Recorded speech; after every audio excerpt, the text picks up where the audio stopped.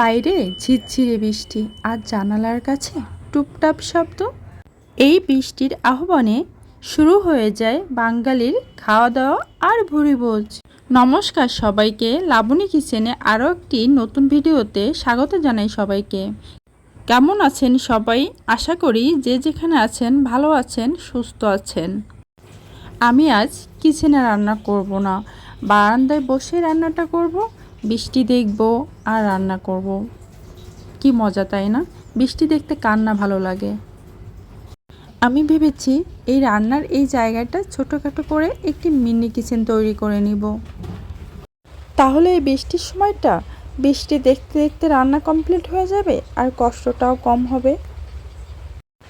আর এই অগোছালো বারান্দাটা ছোট্ট মিনি কিচেনে পরিণত করার ভিডিওটা পেয়ে যাবেন নেক্সট ভিডিওতে।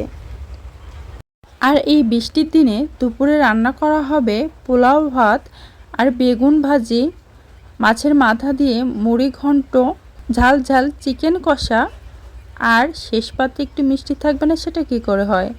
এই জন্য রান্না করেছি, সিমাই রান্না করেছি।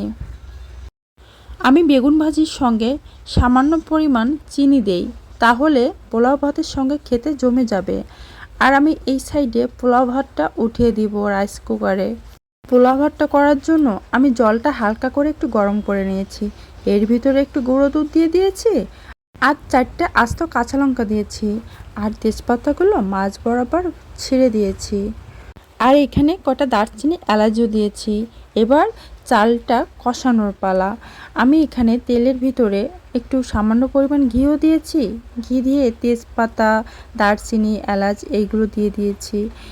এবার 2 চামচ রসুন বাটা, 1 চামচ আদা বাটা দিয়ে চালগুলো দিয়ে দিব। আর চাল দেওয়া হয়ে গেলে উপর দিয়ে ভালো করে ঘি ছড়িয়ে দিব আর কটা কিশমিশ দিয়ে ভালো করে নেড়ে নিতে হবে। আর এই চাউলের ভিতরে সামান্য পরিমাণ লবণও দিয়েছিলাম। আমি পোলাও ভাতটা রাইস কুকারে বসিয়ে দিয়েছি। এবার চিকেনটা রান্না করার পালা। আমি চিকেনটা রান্না করার জন্য কড়াইতে পরিমাণ মতো তেল দিয়েছি। এরপর 1/2 চামচ গোটা জিরে দিয়েছি। একে একে মশলাগুলো দিয়ে দিয়েছি। এখানে দিয়েছি 3 চামচ রসুন বাটা, 1 চামচ পেঁয়াজ বাটা, 1 চামচ আদা বাটা আর 2 চামচ শুকনো লঙ্কার গুঁড়ো। আপনারা লঙ্কাটা যে যার মতো ব্যবহার করবেন। আর 1 চামচ লবণ আর 1 চামচ হলুদও দিয়েছি। আর লবণটা লাগলে আমি পরে দিয়ে দিব।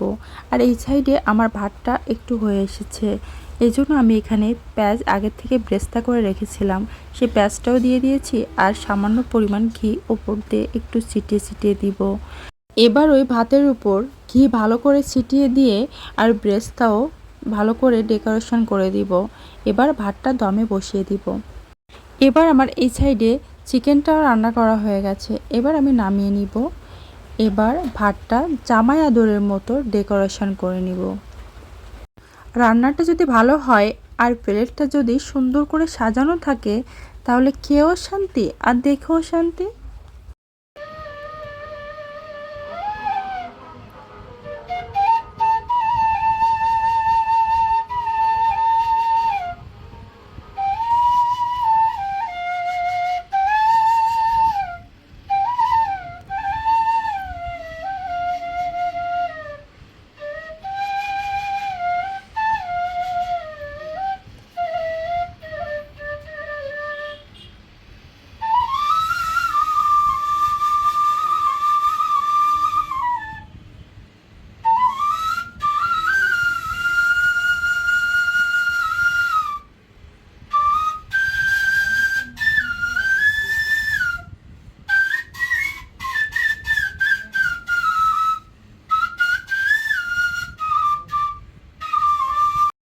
আমার ভিডিওটা যদি আপনাদের কাছে ভালো লেগে থাকে তাহলে লাইক, কমেন্টস এবং শেয়ার করবেন। আর প্লিজ সাবস্ক্রাইব করতে ভুলবেন না যেন। ভিডিওটা দেখার জন্য অসংখ্য ধন্যবাদ। আবার দেখা হচ্ছে নেক্সট ভিডিওতে। ভালো থাকবেন, সুস্থ থাকবেন। টাটা, বাই বাই, টেক কেয়ার।